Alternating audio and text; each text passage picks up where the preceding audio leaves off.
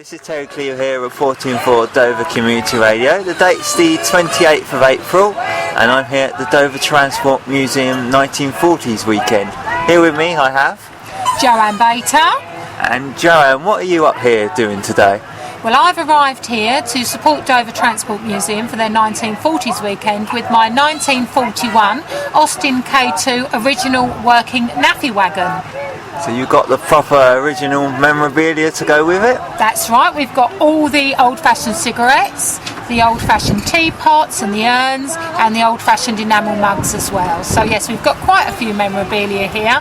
We've also got a lot of tins and packets on show from the 1940s, and I'm wearing a 1940s naffy uniform and I have my hair rolled as well, like as they would have done in the 1940s. So did you do a lot of research into the memorabilia and the clothes?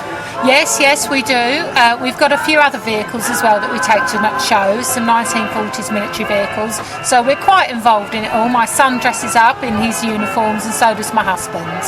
And what sort of shows do you normally go to?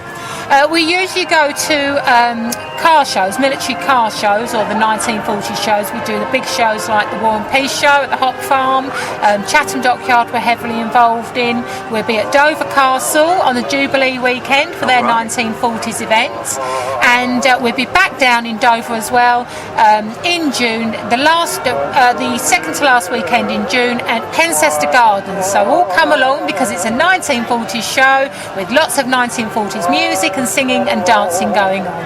And has the feedback from people been really good? You know, they've been really interested in what you do? Oh, absolutely. Everybody loves the naffy wagon.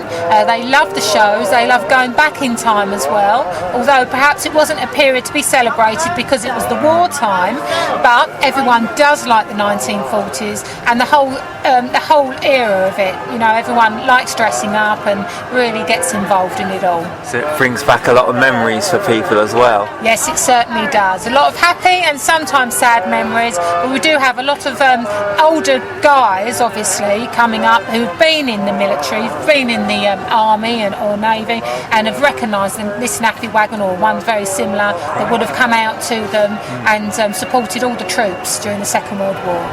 So it's a proper sort of museum on wheels really then? Yes, absolutely. Living museum. Absolutely, yes it is. And you see we've got the radio playing the 1940s music as well, and all the bunting and the posters with Winston Churchill on them. So yes, we do really support the 1940s. It certainly brings that British World War spirit back, doesn't it? The yes, bulldog definitely. Spirit from World War II. Absolutely. And talking about bulldogs... You got one? Oh, she's in her bed. Queenie. Oh. I've got a British bulldog as well. Yeah, so yeah, we do really support the 1940s. That's fantastic. And where did you actually get your memorabilia from? We collect it all around. Obviously, we go to certain shows. We go to Dorset Steam Rally, classic car shows.